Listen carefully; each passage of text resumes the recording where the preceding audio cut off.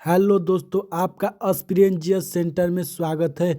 आज हम लेकर आए हैं पार्ट 6 यानी कि अंतिम यह वीडियो है। यूपी पुलिस व्यवस्था से यही लास्ट अंतिम यह वीडियो है।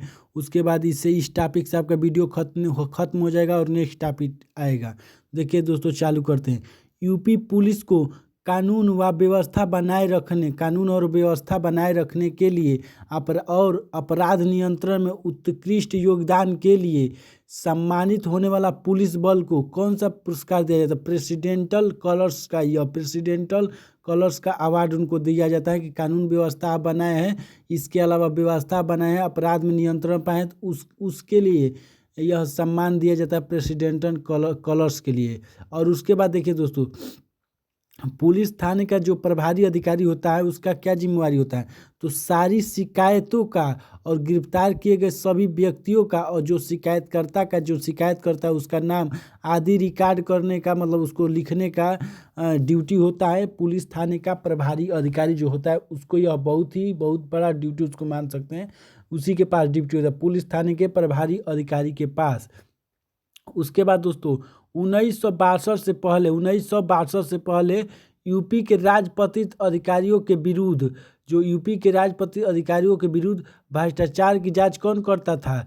तो पुलिस अधीक्षक। कौन दोस्तों? तो पुलिस अधीक्षक करते थे 1962 से पहले। लेकिन अब तो विजिलेंस करते हैं, यूपी विजिलेंस, जैसे यूपी में विजिलेंस व्यवस्था आ गया है, को भ्रष्टाचार की जांच करते हैं। लेकिन 1962 से पहले पुलिस अधीक्षक करते थे। या पेपर में ऐसे करके आ जाता है। तो पुलिस, देखिए, भारतीय पुलिस सेवा वर्दी नियम आया था। भारतीय पुलिस सेवा में वर्दी का नियम जो कि 1954 में आया था। उसके अनुसार भारतीय पुलिस सेवा वर्दी नियम कब आया था? तो 1954 में आया था दोस्तों। भारतीय पुलिस सेवा वर्दी का नियम कब आया था? तो 1954 में। अब देखिए दोस्तों आगे, क्रास तलवार व डंडा, क्रॉस तलवार आप समझ रहे हैं, क्रॉस तलवार व डंडा व राज प्रतीक एक साथ नामित है पुलिस महानिदेशक पर। देखिए, पुलिस महानिदेशक दोस्तों होते हैं ना, पुलिस महानिदेशक यानी कि डीजीपी, उन पर क्या चिन्ह होता है?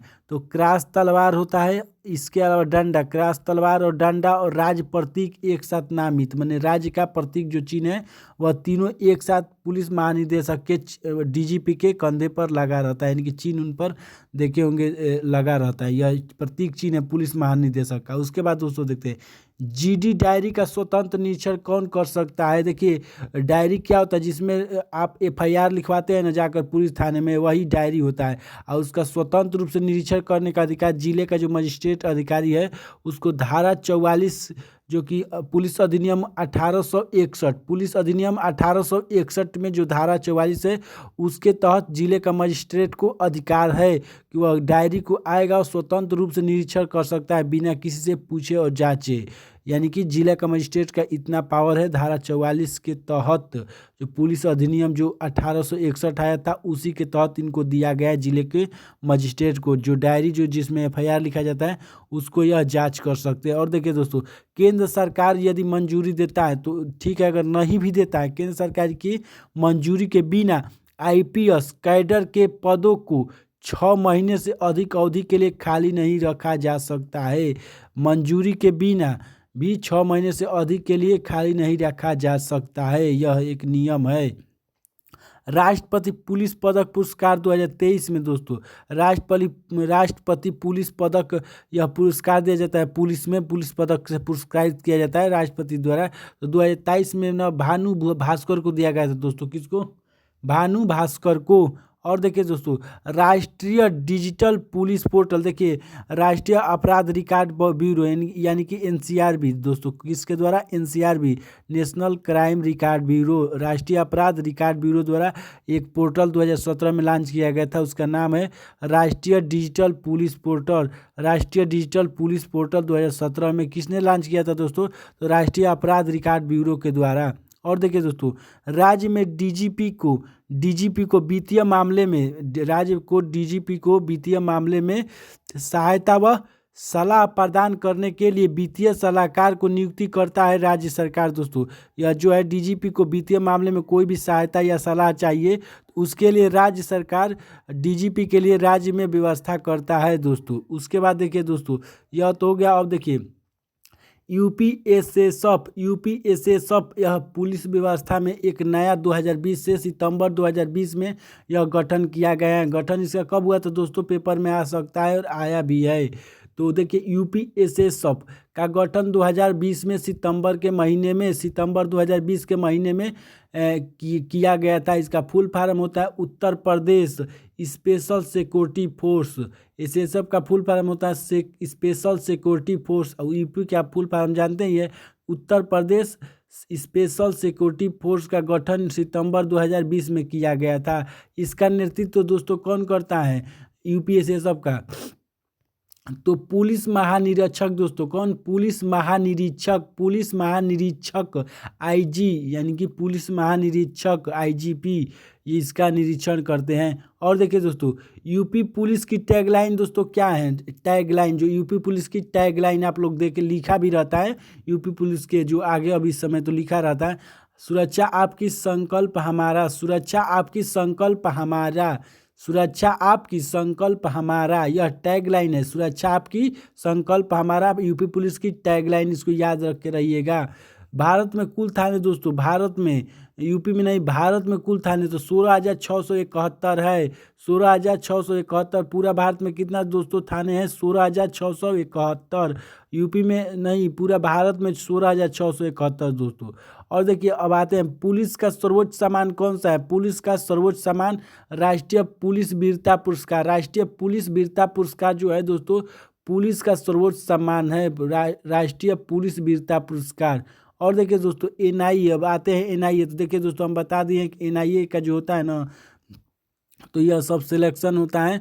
तो एनआईए कौन सा होता है, तो देखिए एसएससी के थ्रू एनआईए का भर्ती होता है। तो देखिए एनआईए जो होता है ना, इसका फुल फॉर्म होता है national investigation agency. National investigation agency यह जो होता है आतंकवाद से निपटने के लिए बनाया गया, आतंकवाद से निपटने के लिए नेशनल इन्वेस्टिगेशन एजेंसी एनआईए का गठन किया गया है 2008 में दोस्तों। कब, 2008 में। इसके पहले महानिदेशक कौन थे दोस्तों, तो राधा विनोद राजू। और देखिए दोस्तों आते हैं भारत का सर्वोच्च सैन्य पुरस्कार। भारत का सर्वोच्च सैन्य पुरस्कार परमवीर चक्र होता है। भारत का सर्वोच्च सैन्य पुरस्कार परमवीर चक्र। यूपी पुलिस का मुख्यालय दोस्तों पीछे भी आपको बताया गया है कि लखनऊ है। यूपी पुलिस का मुख्यालय लखनऊ है। और आगे दोस्तों देखते हैं एनटीए का गठन दोस्तों देखिए 2017 में, नवंबर 2017 में किया गया। एनटीए का गठन नवंबर 2017 में किया गया। यह किस लिए किया गया है दोस्तों, तो मूल्यांकन में उत्कृष्टता के लिए, मूल्यांकन में उत्कृष्टता के लिए। इसका फुल फॉर्म होता है national testing agency. National testing agency NTA का फुल फॉर्म होता है नेशनल टेस्टिंग एजेंसी।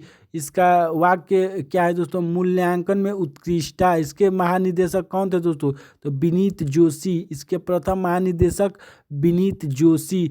और देखिए दोस्तों एक और बात जानने योग्य है, पुलिस विभाग में 16 पद होते हैं टोटल। पुलिस विभाग में कितने पद होते हैं, 16 पद। पुलिस विभाग में कितने पद होते हैं दोस्तों, तो 16 पद होते हैं। और यूपीपी की स्थापना आपको पीछे भी बताया गया था कि इलाहाबाद में यानी कि प्रयागराज में 1863 में किया गया था। 1863 में प्रयागराज में यूपीपी की स्थापना, उत्तर प्रदेश पुलिस का स्थापना 1863 में किया गया था। और एक बात जानने योग्य है, यूपी का सबसे बड़ा थाना नारखी, फिरोजाबाद के नारखी थाना है। नारखी थाना जो यूपी का सबसे बड़ा थाना, नारखी थाना फिरोजाबाद में पड़ता है। और एक बात देख लिए दोस्तों, केंद्रीय पुलिस प्रशिक्षण अकादमी भोपाल में है। केंद्रीय पुलिस प्रशिक्षण अकादमी भोपाल में है। और देखिए दोस्तों यूपी के प्रथम डीजीपी की कौन थे, यूपी के प्रथम डीजीपी नरेश कुमार। कौन थे दोस्तों, नरेश कुमार। यूपी के प्रथम डीजीपी नरेश कुमार। और देखिए दोस्तों आपको बताया गया था कि यूपी में कुल कितने केंद्रीय कारागार है, यानी कि कुल कितने सेंट्रल जेल है। तो देखिए दोस्तों आपको पता होना चाहिए कि 8 सेंट्रल जेल है जो कि 7 जिलों में स्थापित है। कितने जिलों में दोस्तों, 7 जिले में। तो आप कहेंगे 8 है तो 8 जिला होना चाहिए, नहीं दोस्तों। तो बरेली में क्या किया गया है कि जेल शिफ्ट कर दिया गया। बरेली में 2 जिला, अब बचा 6, तो 6 जिला में है, तो यानी कि इसी प्रकार 7 जिला में 8 जेल, वो केंद्रीय जेल 8 जेल है कि यूपी में कितना जेल है केंद्रीय जेल 8 जेल, वह 7 जिलों में स्थापित हो। देखिए एक आगरा में है, कहाँ है दोस्तों, आगरा में, दूसरा बरेली में, तो बरेली में 2 जेल है, एक बरेली में सेंट्रल जेल बरेली, एक है सेंट्रल जेल यानी कि सेकेंड वाला, तो 2 जेल है बरेली में, एक बरेली में 2 जेल, बरेली में फर्स्ट सेकेंड, और महिला बरेली में ही महिला भी जेल है, महिला बरेली यानी कि महिला जेल। और देखिए फतेहगढ़ में है, एक है कहाँ दोस्तों, फतेहगढ़ में, एक नैनी में, आप प्रयागराज में नैनी जेल सुने होंगे, नैनी सेंट्रल जेल, तो नैनी वाला जेल भी सेंट्रल जेल है, वाराणसी में सेंट्रल जेल है, इसके अलावा इटावा में। इस प्रकार यहाँ कितने जो जेल है दोस्तों, तो 8 जेल है और 7 जिलों में स्थापित है, लखनऊ और इटावा में है। कहाँ कहाँ है दोस्तों, आगरा, बरेली, फतेहगढ़, नैनी यानी कि नैनी प्रयागराज में पड़ता है, वाराणसी, लखनऊ और इटावा में। इन शहरों में दोस्तों केंद्रीय जेल है, क्या है, केंद्रीय जेल। तो इस प्रकार यह वीडियो पुलिस व्यवस्था का समाप्त होता है, और इससे ज़्यादा कोई भी यूपीएसआई, यूपीपी और इसके अलावा यूपी होमगार्ड जो होने वाला है, इससे ज़्यादा नहीं आएगा। और यही उत्तर प्रदेश पुलिस का स्पेशल टॉपिक है दोस्तों, लिख कर ले लीजिए, इससे बाहर नहीं आएगा, इससे कम ही आएगा। अगर इतना आप पढ़ लेते हैं तो आप समझिए बहुत ही सफिशिएंट है। इस प्रकार हमारा वीडियो इससे पूरी तरह समाप्त होता है, और यह पार्ट 6 में यह वीडियो समाप्त हो गया है दोस्तों, छोटा छोटा वीडियो करके लाया गया है। अब आगे एक और इम्पोर्टेंट जो कि स्पेशल टॉपिक होगा, उसी से हम रिलेटेड वीडियो बनाएंगे। तो इस प्रकार यह वीडियो समाप्त होता है दोस्तों, आपको धन्यवाद बहुत बहुत।